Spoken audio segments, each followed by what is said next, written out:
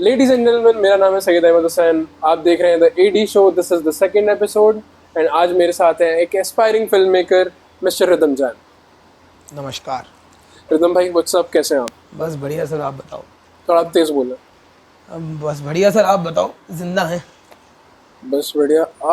सबसे पहला क्वेश्चन मेरा आपके पास ये है कि भाई, क्यों सोचा है कि मुझे डायरेक्टर बनना है और फिल्म मेकिंग करनी है? कुछ बहुत ज़्यादा सोचा नहीं था, बस इसलिए कि होता चला गया चीज़ें। मतलब एक्टिंग कर रहे थे, फिर थिएटर करने लगा, फिर फिल्म में चला गया, मज़ा आने लगा और अब कुछ आता नहीं है उसके।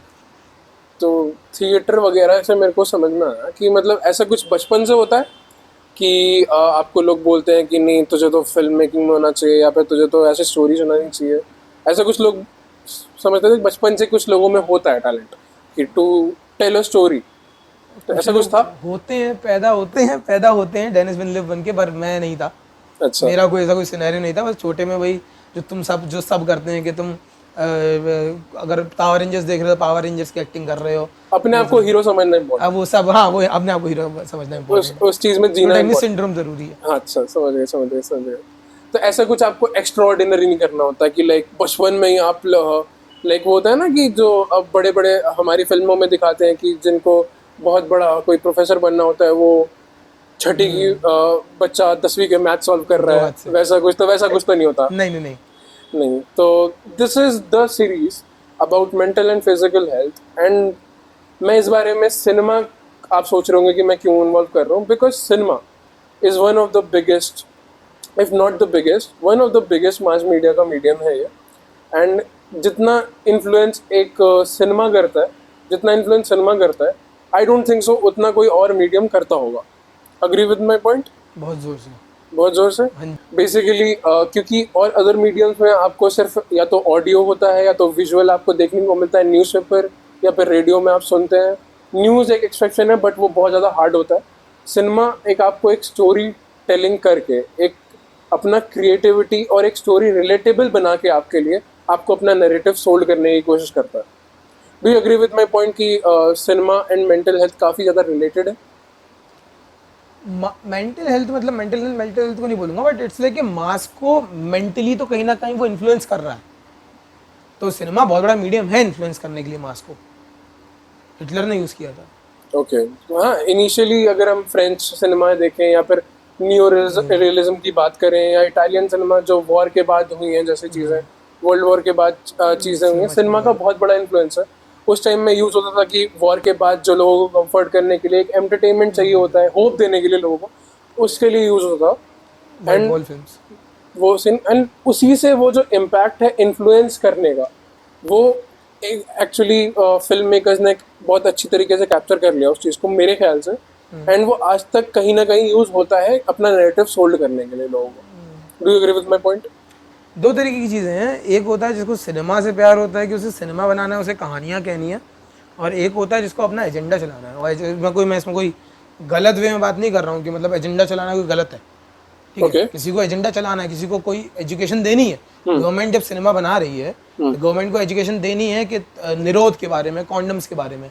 तो वो भी सिनेमा का पार्ट ही है। वो भी एजुकेट ही कर रहा है, इन्फ्लुएंस ही कर रहा है स्टोरी टेलिंग के स्टाइल में। एडवर्टीजमेंट नहीं है वो ठीक है। मैन फोर्स का कि आपको सीड्यूस कर रहा है, पर आपको इन्फॉर्मेशन दे रहा है। और वो भी थोड़ा सा क्रिएटिवली स्टोरी टेलिंग स्टाइल में, अवेयरनेस के लिए। तो वो कोई गलत बात नहीं है, लेकिन वो एक अलग चीज़ है। और स्टोरी टेलिंग एक सिनेमा आर्ट को लिख के जो हम बोलते हैं, वो एक अलग कहानी है। वो दोनों चीज़ें बहुत अलग है। बट अवेयरनेस और एजेंडा फैलाने में आई गेस थोड़ा सा डिफरेंस है। अवेयरनेस फैलाना, अगर आप निरोध का या कॉन्डम्स के ऐसी चीज़ें कर रहे हैं तो वो कम्प्लीटली डिफरेंट आती है। बट एज ए मी, मुझे ज़्यादा हिस्ट्री के बारे में अगर मान लीजिए नहीं पता है एंड ऐसी कोई फिल्म बन रही है जिसमें हिस्ट्री को मैनिपुलेट किया गया है, तो विदाउट अ सेकेंड थॉट शायद मैं बिलीव कर लूँगा उस चीज़ पे विदाउट रिसर्चिंग, क्योंकि मुझे इंटरेस्ट है नहीं उस चीज़ पे। बट अगर मैं ऐसी फिल्में देख रहा हूँ तो हो सकता है मेरा पॉइंट ऑफ व्यू ऐसा बन जाए without fact checking. What do you think about this? बिल्कुल। मैं इस पे दो बातें कहूँगा। दो पॉइंट्स हैं। बहुत ही पतली लाइन है वो। उसका डायलॉग नहीं है ओमकारा का कि बेवकूफ़ और डैश पे धागे भर का फर्क होता है। ठीक है, तो धागे भर का फर्क ही है इधर। अगर संजय लीला भंसाली फिल्म बना रहा है जी, उसका एजेंडा नहीं है कोई कि वो तुम्हें मैनिपुलेट करके कुछ और बताना चाह रहा है, ठीक है, बस वो अपने आप को उतना रिस्पॉन्सिबल नहीं समझ रहा है कि मैं बहुत ज़्यादा रिसर्च करके कुछ, वो इंटरटेनमेंट पर्पज से बना रहा है वो भी, लेकिन तुम्हें इन्फ्लुएंस कर रहा है। और दूसरा, अगर मैं पर्सनल बायस कश्मीर फाइल्स में जाऊँ, वहाँ इंटेंशनली तुम अपना परसेप्शन जो दिमाग का है वो तुम देखो, मेरे लिए सिनेमा है कि सवाल छोड़ना ऑडियंस के लिए, सवाल छोड़ना ऑडियंस के लिए। उनका सिनेमा है ऑडियंस को जवाब देना, और जब जवाब देने की बात आती है, ऑडियंस को आप जवाब दे रहे हो सिनेमा के थ्रू, तो आप एजेंडा फैला रहे हो एक पॉइंट के बाद। सवाल छोड़ रहे हो तो एजेंडा नहीं फैला रहे हो। As a film maker do you really think कि गलत नहीं है? बिल्कुल गलत है, गलत है। एज अ फिल्म मेकर नहीं है मेरे लिए, बताता हूँ। एज अ फिल्म मेकर नहीं है, लेकिन एज अ, अगर मैं बोलूँ एक अवेयर पर्सन इन जनरल, अपनी फिल्म मेकर की उसको हटा के एज अ अवेयर पर्सन देखूँ मैं अपने आप को, तो मुझे वो चीज़ गलत लगती है। एज अ अवेयर पर्सन गलत लगती है, but as a film maker नहीं लगती। नहीं, क्योंकि film maker, as a film maker मैं फिल्म बना रहा हूँ, ठीक है। ऑडियंस को उतना समझदार होना पड़ेगा कि ऑडियंस उतनी समझदार है कि नहीं कि वो किस चीज़ को कैसे देख रही है। नहीं है ऑडियंस समझदार इंडिया की, हमें पता है, लेकिन उसके चक्कर में अपनी चीज़ क्यों, अपनी बात, मेरी खुद की वॉइस है। मैं अगर हिटलर को सपोर्ट कर रहा हूँ तो वो मेरी खुद की वॉइस है, ओके, तो मैं उसको क्यों बदलूं तुम्हारे लिए? मैं अपना परसेप्शन तुम्हें बता रहा हूँ, मेरे पास रिसोर्सेज हैं बताने के लिए, मेरे पास मीडियम है बताने के लिए, तुम्हें वो देखने आना है नहीं आना है वो तुम्हारे ऊपर है। ठीक है। तो आई गेस ऑडियंस की दिक्कत है यहाँ पे, फिल्म मेकर रिस्पॉन्सिबल नहीं है, कोई भी आर्ट बनाने वाला रिस्पॉन्सिबल नहीं है इस चीज़ का, ऑडियंस का रिस्पॉन्सिबल नहीं कि ऑडियंस पे कैसा अफेक्ट जाएगा उस चीज़। बात करें ऑडियंस की रिस्पॉन्सिबिलिटी और हमारे फिल्म मेकर की चॉइसेस के बारे में, तो अभी हाल ही में एक फिल्म आई थी एनिमल, काफ़ी बार सुना होगा। काफ़ी एक बड़ा सेक्शन ऑफ सोसाइटी जो उसके अगेंस्ट है, बिकॉज उसमें ऐसी चीज़ें दिखाई गई जैसे मेल गेज को बहुत ज़्यादा टारगेट करना, या फिर टॉक्सिक मैस्कुलिनिटी को प्रमोट करना। मेल गेज बेसिकली मैं आपको बता दूं, वैसी चीज़ें जो मर्दों को के लिए आकर्षित होती हैं, जो मर्द देखना चाहते हैं, फीमेल की ड्रेसेस से लेके, या फिर जो भी चीज़ें होती हैं जो उनका डोपामीन स्पाइक करें, जिसमें बहुत ज़्यादा रेज हो, ऐसी चीज़ें वो मेल गेज कहलाती हैं। तो एक बहुत बड़ा पर्टिकुलर सेक्शन ऑफ सोसाइटी है जो इस चीज़ के अगेंस्ट है कि नहीं, आपको ऐसी चीज़ें बनानी नहीं चाहिए। What do you think about that? Item song Indian films में कब से हैं? मेरे ख्याल से बहुत पहले से, शबाना आज़मी वगैरह के टाइम से। हाँ? उससे पहले भी पहले से थे, इवन मुगले आजम में जो, बट मुगले आजम तो खैर story I don't think item song है, मैं बोलूँगा आइटम सॉन्ग 2000s के बाद बहुत प्रोमिनेंटली आए हैं। इवन आई थिंक उससे पहले भी राम तेरी गंगा मैली ऐसी फिल्में थी जिसमें item, people don't specify them as item song, but वो थी। हाँ, वो जिस पर्पस के लिए आइटम सॉन्ग होता है वही उसके लिए भी था selling point of the film. Selling point of the film, तो वो भी मेल गेज ही प्रमोट कर रही थी, मेल गेज अभी भी प्रमोट हो रहा है। डिफरेंस ये है कि उस टाइम पे सटली चीज़ें निकाली जा रही थी, चोली के पीछे क्या है से बहुत प्यार से तुम चीज़ें निकाल रहे थे और किसी को फर्क भी नहीं पड़ रहा। उस टाइम पे मेल गेज की बात चली गई थी। मेल गेज सिनेमा बनाया किसने था? मेल्स बना रहे थे, तो मेल गेज कैसे नहीं होगा सिनेमा में? फन फैक्ट, इनिशियली जब पहली फिल्म बनी थी राजा हरिश्चंद्र, तो किसी फीमेल ने काम करने से मना कर दिया था उसमें, तो इवेंचुअली सारे जो लड़के थे वही लड़कियों की कस्ट्यूम पहन के एक्टिंग कर रहे थे। तो ऑफ टॉपिक हो गया, क्योंकि यूपी का जो फोक थिएटर है उसके अंदर बेसिकली यही होता है। वहाँ क्या नाम है, औरतें परफॉर्म नहीं करती। अब तो मतलब सिनेरियो चेंज हो गया है, पर जो अगर मैं ऑथेंटिक फोक बोलूँ तो उसके अंदर औरतें परफॉर्म नहीं करती हैं। तो रामलीला होती है, तो उसके अंदर जब रामलीला होती है तो उसके अंदर ये क्या बोलते हैं, मेल्स ही औरतें उनके परफॉर्म करती हैं। हाँ, तो ये तो अभी भी प्रॉब्लम पर मतलब मेजर पार्ट ये है कि वो सब चीज़ें पहले भी थी, वो सब चीज़ें अब भी हैं। अब यहाँ पे जो फिल्म मेकर के साथ दिक्कत है। हाँ, अगर मैं इस फिल्म मेकर की पहली फिल्म की बात करूँ, कबीर सिंह, बहुत सवाल उठे थे मुझे। कबीर सिंह में कोई इशू नहीं था। ऐसे लड़के एग्जिस्ट करते हैं, ये रिलेशनशिप, टॉक्सिक रिलेशनशिप एग्जिस्ट करते हैं। तुम हिंज पे जाके खोलो, तुम्हें रेड फ्लैग कि भाई हमें रेड फ्लैग से प्यार है, और ये जो क्या बोलते हैं, मेंटल हेल्थ को मतलब मजाक बना दिया तुमने, डिप्रेशन को, कि बंदा इतना कॉम्प्लिकेटेड है, बंदी इतनी कॉम्प्लिकेटेड, डिप्रेस्ड है, आई कैन फिक्स देम, और इन सबको तो मैं ही बचाऊंगा जी। तो बहुत ज्यादा उसको ऑलरेडी तुमने ग्लोरीफाई कर रखा है अपनी रियल लाइफ में। ठीक है, तो रियल लाइफ में ग्लोरीफाई कर रखा है, तो सिनेमा में वो ग्लोरीफाइड है। अब यहाँ पे फिल्म तो वही सिमिलर, कबीर सिंह की बात कर रहा था, तो कबीर सिंह में मुझे उससे कोई इशू नहीं था, अनटिल जब संदीप रेड्डी वांगा ने फिल्म कंपेनियन में जाकर जो बोला कि चांटा नहीं मार सकते तो प्यार क्या है, तो मुझे उस इंसान से दिक्कत है। पर उस इंसान से दिक्कत होने उस इंसान की आर्ट से दिक्कत नहीं है, प्रॉब्लम है इंसान से। एनिमल की बात, as a film maker animal, मुझे पहले दो बातें होंगी। आपका क्या रिएक्शन है एनिमल के बारे में, पहले बताओ। एज एन होस्ट मैं तो थोड़ा न्यूट्रल पॉइंट ऑफ व्यू रखता हूँ, बट अगर आप उस लेयर को भी खंगाल के देखा जाए तो व्हाट वुड आई बिलीव कि आर्ट को इंडिपेंडेंस देना चाहिए, बट मोर ऑफ आर्ट और आर्टिस्ट, आपकी जो सेकंड चीज़ जो इम्पोर्टेंट होती है वो होती है ऑडियंस और लिटरेसी ऑफ ऑडियंस। क्योंकि मुझे याद है कि जब तेरे नाम फिल्म आई थी, क्या इम्पैक्ट हुआ था उस फिल्म का, एंड क्या कल्ट चीज़ बनी थी वो। हर एक दूसरा लड़का वो लेदर वाली जैकेट ले पहन के घूम रहा था, बाइक चला के घूम रहा था, that hair style, even I was one of them, that boot cut jeans. अब तो नहीं है बात, नहीं है।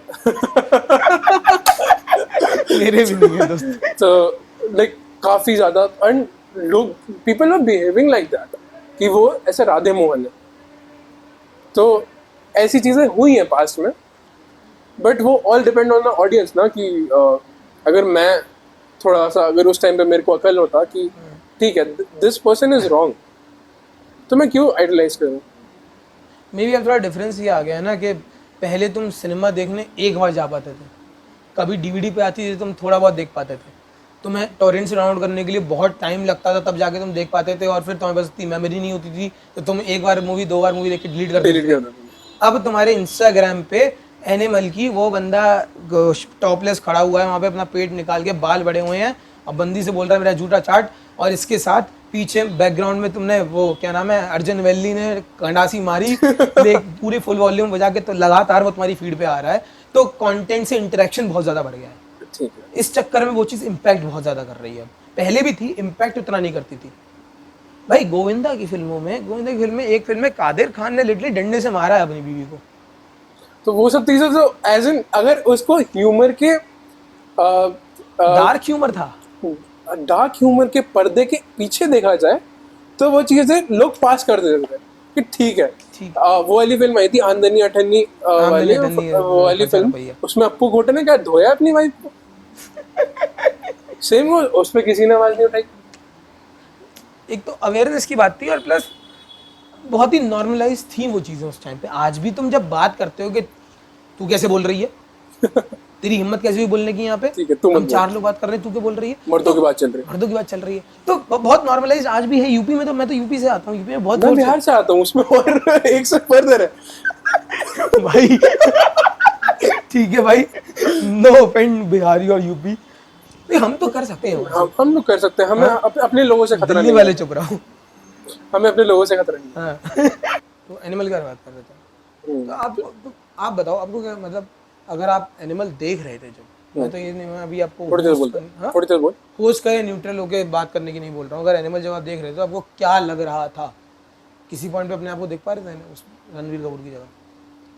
रणवीर कपूर की जगह, हाँ जी, दैट थिंग, आप बड़ा कॉम्प्लिकेटेड चीज़ पूछ रहे हो मुझसे, बट कहीं ना कहीं मैंने देखे हैं ऐसे लोग, ऐसा मना नहीं करूँगा, नॉट इन दैट सेंस कि भाई मैं गोलियां चला रहा हूँ, वैसे लोग नहीं, बट इतने शॉर्ट टेम्पर्ड लोग देखे हैं, मेरे फैमिली में एग्जिस्ट करते हैं ऐसे लोग। बहुत सारी चीज़ें थी उसमें, एक फादर और सन का रिलेशनशिप जो कहीं ना कहीं फील तो होता है, एक हर बच्चे को फील होता है कि the attention he wants, daddy issues ना भी हो, हर एक इंडियन बच्चे को कंप्लेंट तो रहती है अपने फादर से, क्योंकि हमारी वो वाली सोसाइटी है नहीं ना, हमारे में काम करना इम्पोर्टेंट है, और काम करने पे जाना इज वेरी इंपॉर्टेंट। अगर कोई बंदा अगर बिजनेस भी कर रहा है, घर बैठ के भी खा रहा है, तो वो इसको लोग नीचे नजरों से देखते हैं कि ये तो कहीं निकलता ही नहीं है, तो उसको अपना फैमिली छोड़ना ये बहुत जरूरी चीज़ है। एक पता ही हो सकता है मैं गलत हूँ इस चीज़ में, हेल्दी रिलेशनशिप बनाने के लिए हेल्दी रिलेशनशिप बनाने के लिए फैमिली को कम टाइम देना जरूरी है, ठीक है। एंड उसी से एक लाइक कहते हैं ना कि स्कार्सिटी क्रिएट्स वर्थ, तुम्हें उनकी होने तुम्हारी वर्थ रहती है। हाँ, तो क्योंकि मम्मी तो होती हैं, और मम्मी से तो हम कैसे ही बात कर लेते हैं, या फिर मम्मियों की हमें वो समझ नहीं आती ना, फादर्स का समझ में आता है, उनसे डरते हैं हम, क्यों? ये हम लोगों ने उतना देखा नहीं। देखा नहीं। तो वो सारी चीज़ें मैं कनेक्ट कर पा रहा था उस फिल्म से। एंड रिलेशनशिप्स की बात करेंगे तो ठीक है, तो बेसिकली एक बहुत मेजॉरिटी ऑफ द मर्द होते हैं ऐसे जो जिनको अपॉर्चुनिटी अगर मिलेगी दे वोंट पीछे नहीं हटेंगे उस चीज़ को ग्रैब करने में। इवन मैरिड लोगों को भी मैं जानता हूँ ऐसे, मर्द स्पेशली, नहीं बोथ द जेंडर्स, कि अगर उन्हें अपॉर्चुनिटी मिल रही है और ये चीज़ छुपी हुई है वो नहीं हटेंगे इस चीज़ में। तो मैं तो उस चीज़ से रिलेट करता हूँ। देखो, इंसान जात खराब है, हाँ ठीक है।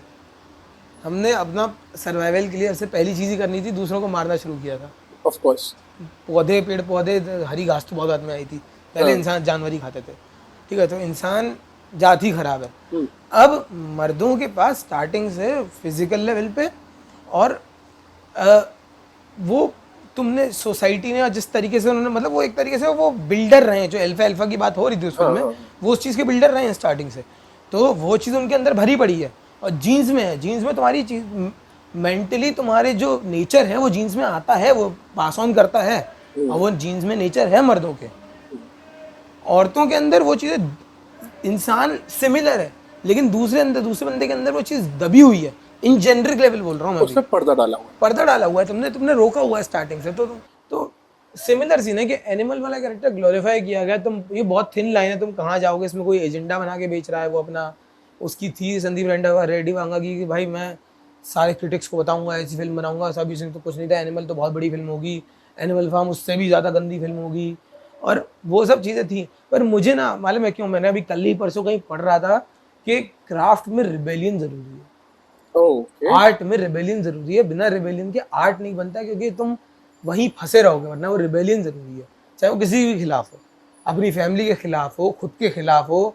एक फिलोसोफर का होता है कि ह्यूमैनिटी के खिलाफ होता है वो रिबेलियन। इस चीज़ से मुझे बहुत एक कमाल की चीज़ याद आई। अभी हाल में फिलहाल में एक फिल्म आई थी चमकीला। उसमें वो एक क्वेश्चन आता है कि हमारी क्या वो है औकात जज करने की, तो सही और गलत की हम क्या सोचते हैं।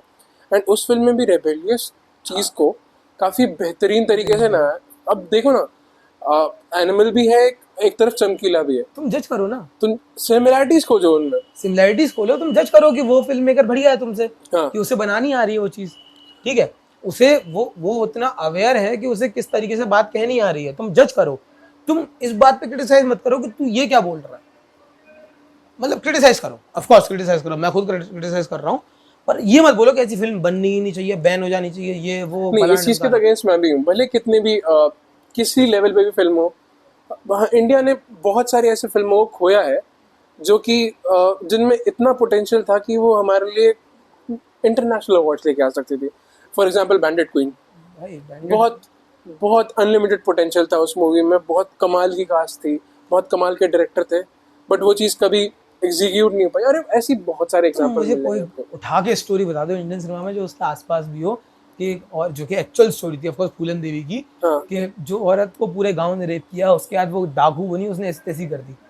मतलब वो क्या स्टोरी है उसके बाद, वो उसका सौरभ शुक्ला के साथ कैरेक्टर भाई वाला, I got goosebumps thinking about that. भाई क्या मतलब ऐसा कुछ, I got goosebumps, you can see it भाई, कि लाइक ऐसी मूवीज हमारे पास थी, बहुत ज़्यादा पोटेंशियल था ऐसे सिनेमा में, बहुत ज़्यादा। बट वही पता नहीं उस टाइम पे वो कल्चर कहाँ से आ गया था, या फिर हमारे सेंसर बोर्ड बहुत, अरे हमारा सेंसर बोर्ड तो बहुत समय से भोगता सर। तो ऐसी फिल्में आगे नहीं बढ़ पाई अनफॉर्चुनेटली। तो मैं नहीं चाहता कि अनदर बैंडेड क्वीन बने और वो कभी रिलीज ना हो, मैं ऐसे नहीं चाहता। नॉट इन सेंस कि बैंडेड क्वीन दोबारा बने, हाँ ऑफ कोर्स, बट बैंडेड हो सकता है, आ जाएगा कोई रीमेक बना रहे हैं बैंडेड क्वीन का, बट वो चीजें दोबारा रिक्रिएट करना दीपिका पादुकोण सबसे पहले आई ना दिमाग में, मेरी भी यही आ रही थी। और फिल्म सिटी में बनाएंगे, नोएडा फिल्म सिटी में सेट बना के चंबल का चंबल का। तो हाँ, आई गेस, तो मैं नहीं चाहता कि अनदर ऐसी एस्पायरिंग फिल्म्स बने और वो चीज़ें कभी हम तक पहुंच ना पाए। For example monkey man, we won't talk layer by layer about it, but हाँ यही सारी चीज़ें हैं, थोड़ा ओपननेस हमारे उसमें आना ज़रूरी है, समझना ज़रूरी है। इफ वो कल्चर इस चीज के अगेंस्ट काम करता है, देन वो कल्चर को इसको अपनाना भी तो चाहिए। वो कल्चर यार ओपन नहीं है, वो कल्चर ने अपना, वो कल्चर को सिर्फ बकना है। अगर if you are normalizing everything, why can't you normalize seeing a film? नहीं कर सकते ना तुम। वो तुम एक बात बताओ, तुम्हारे पास जब कुछ बोलने, तुम अगर हर चीज को देखो, इसमें मैं कोई गलत बात नहीं कह रहा हूँ, ठीक, मैं गलत बात इन द सेंस गलत वे में नहीं कह रहा हूँ वो कल्चर के बारे में, वो कल्चर अपनी काम करेगा उस तरीके से। अगर तुम्हारे पास कोई, अगर तुम हर चीज को न्यूट्रली देखना चाहोगे तो तुम बोलोगे किस बारे में? क्योंकि हर चीज में तुम्हें कहीं ना कहीं, तुम्हें कश्मीर फाइल्स में भी कहीं ना कहीं मिड पॉइंट मिल जाएगा, तुम्हें हर चीज में कहीं ना कहीं मिड पॉइंट मिल जाएगा कि किस बारे में बात करना चाह, मतलब इंसान हर चीज ब्लैक और व्हाइट नहीं, ग्रे है, तो चीजें तुम्हें मिल जाएंगी बात करने को। तो तुम कभी भी डिबेट न्यूट्रल होके नहीं कर सकते। डिबेट के लिए तुम्हें, डिबेट करने, एक अच्छी डिबेट करने के लिए तुम्हें बायस होना पड़ेगा, अब साइड चूज करने पड़ेगी, साइड चूज करनी पड़ेगी अपनी। इधर तुम भले अकेले तुम्हारे दिमाग में हो कि मैं, मुझे, तुम अवेयर हो उतना उस चीज के बारे में, बट देखो, एक होता है कि तुम दूर से चीज को ऑब्जेक्टिवली देख रहे हो, ठीक है, उसके बाद तुम जब उधर जा रहे हो तो तुम्हें ऑब्जेक्टिवली तुमने वो चीज देख रखी है, तुम वहां पे जाके बात तुम्हें सब्जेक्टिवली करनी है उस बारे में, तुम सब्जेक्टिवली करोगे, साइड चूज करोगे, पर बैक एंड पे तुम्हारे पास चीजें होंगी। और ये बहुत, इसे एक्चुअली तुम बोलोगे वोक पर्सन, कि जिसको चीजों के बारे में पता है, जो अवेयर है, उसके जितने जितने उसका होराइजन हो सकता है उस होराइजन से अवेयर है, उसके बाद वो साइड चूज करके बात कर रहा है, उसको सामने वाली साइड से भी सिंपैथी इंपैथी है, फिर वो बात कर रहा है, तो वो सेंसिबल बात करेगा। लेकिन मास में सेंसिबल बातें नहीं होती। मास में तुम एक फिलोसोफर को वहां खड़ा करके मास में फिलोसोफर से फिलोसफी नहीं निकलवा सकते। मास के पास इंटेलेक्ट नहीं है, उसके पेट में खाना नहीं है, उसके दिमाग में सिर्फ इमोशन। तो जब तक कोई हिटलर जाके वहां पे अपनी छोटी मूंछ में चिल्ला चिल्ला के नहीं बोलेगा, मास को चीजें समझ में नहीं आएंगी। एनिमल में यही किया है। तो यार खैर, मेंटल हेल्थ पे आते हैं बात करने। ये चीजें अपने ऑडियंस पे छोड़ देते हैं कि what they think about it. Let us know in the comment section, हमें जान के काफी अच्छा लगेगा। What do you guys think about it? आपकी ऑडियंस बहुत, मतलब एक सही लेवल पे एजुकेटेड है। एजुकेटेड से मतलब ये नहीं है डिग्री कर रखी है, क्या कर रखा है, एजुकेटेड है, थोड़ी समझदार है। तो तुम थोड़ा सा, तुमने अगर बाहर का सिनेमा भी देख रखा है और अगर बीजेएमसी से हो तुमने चीज, नहीं, मैं उधर जा ही नहीं रहा। नहीं, एक्चुअली प्रॉब्लम बताऊं क्या है आजकल की, not in this generation, mental health इसमें इन्वॉल्व है। टेंशन मत लो, मेंटल हेल्थ से भटक नहीं रहा। मेंटल हेल्थ इस चीज में इन्वॉल्व है कि हम लोग किसी चीज को देख ही नहीं पाते उस नजरिए से। जैसे अभी एक एग्जांपल बता रहा हूँ, एक सुपरस्टार है, कोडी रोड्स नाम है। सो ये रेसलिंग का एग्जांपल है, ठीक है। पूरे एक साल लोग पीछे पड़े रहे उसके कि इसे आगे बढ़ना होगा, आगे बढ़ना होगा, आगे बढ़ना होगा। जब वो फाइनली उस डेस्टिनेशन में पहुंच गया, लोग पीछे थे उस चीज के। जैसे उसे उसका मोमेंट मिला, लोग टर्न होने लगे, अरे ये तो बोरिंग है, अरे ये तो बोरिंग है। ऐसा सिनेमा के साथ भी होता है। मुझे सीक्रेटली कोई चीज पसंद होगी, मैं चिल्ला चिल्ला के बोलूंगा हाँ भाई मुझे पसंद है, क्योंकि किसी और को पसंद नहीं है वो। जहाँ चार लोग ने और बोला कि हाँ ठीक है, मैं निकाल लूंगा, अरे उसमें तो ये कमी थी, अरे उसमें तो ये कमी थी। आजकल हो रहा है ना, बहुत बड़े लेवल पे चीजें हो रही है। जो बड़ी बड़ी फिल्म थी उनको लोग मिड बोल रहे हैं, जस्ट टू साउंड कूल।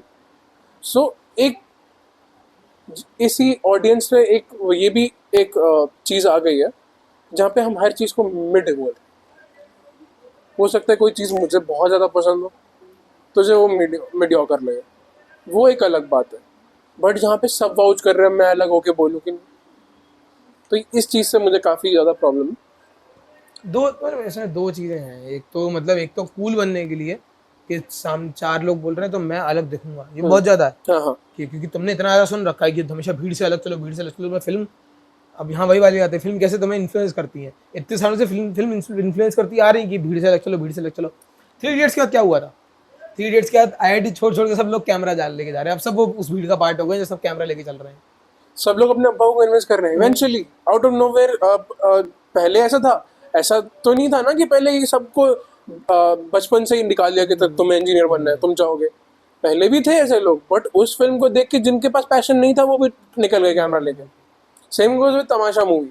हाँ, जो मूवी ने इतना वो करा कि जिन लोगों के पास पैशन नहीं भी था वो लोग भी कहने लगे नहीं मुझे थिएटर करना।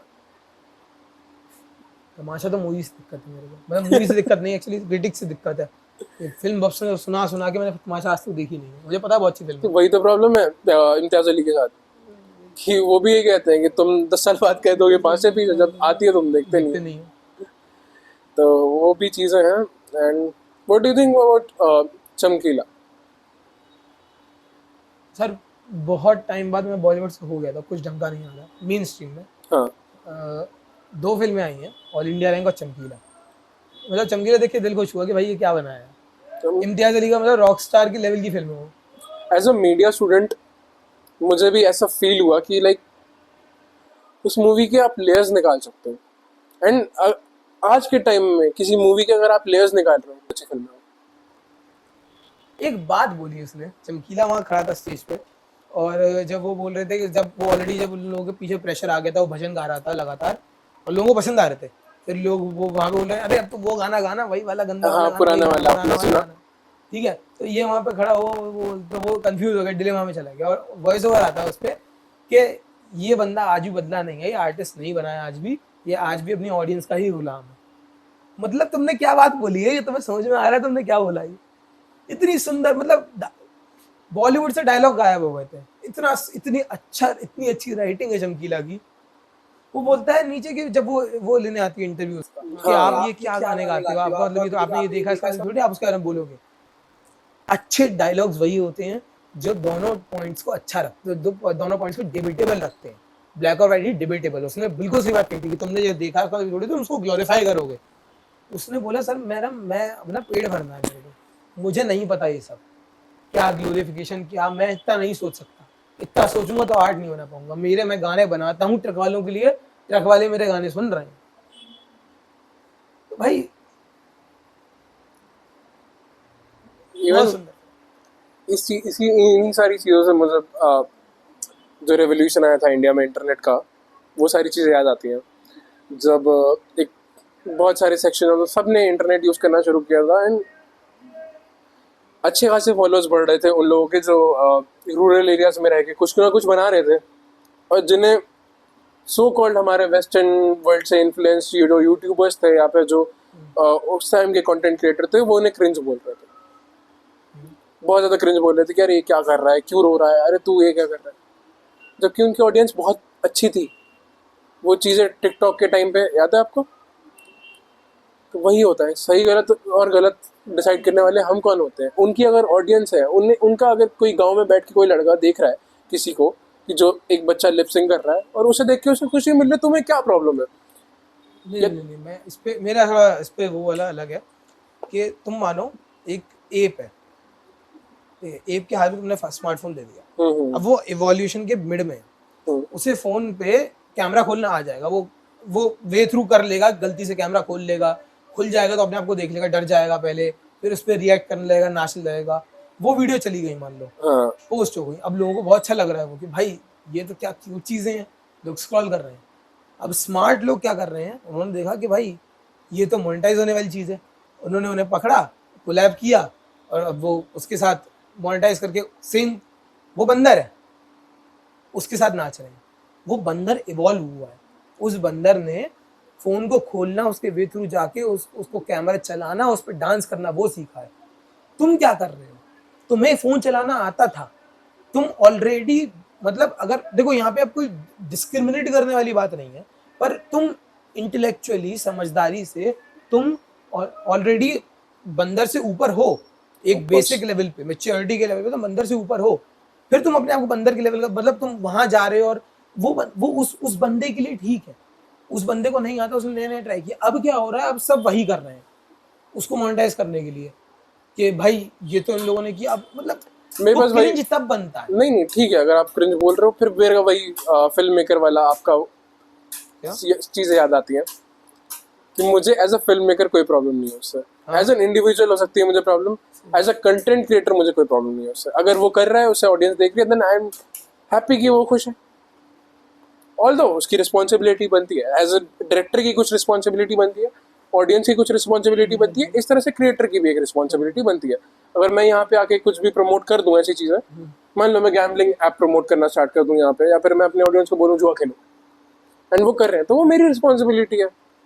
वो चीज़ें हैं। बट यही बात है कि अगर आप देखो कहानी सारी ऑडियंस की है, कहानी ऑडियंस की, क्योंकि अभी आप देख रहे हो कि स्पीच में पॉलिटिकली लोग कुछ भी बोल देते हैं लिटरली। इस पॉइंट पे बहुत बड़े लोग, बहुत बड़ी दाढ़ी वाले लोग, नहीं मतलब हाँ सॉरी, नहीं नहीं नहीं नहीं नहीं, तो बहुत बड़े लोग भी, बहुत अच्छी पोस्ट पे होते हुए लोग भी ऐसी ऐसी बातें बोल जाते हैं जो आप सोच भी नहीं सकते कि भाई कोई बंदा इतने बड़े लेवल पे खड़े होकर इतनी बड़ी पोजीशन पे ऐसी बात कह कैसे रहा है, इतना फैक्चुअली गलत कैसे हो सकता है वो बंदा।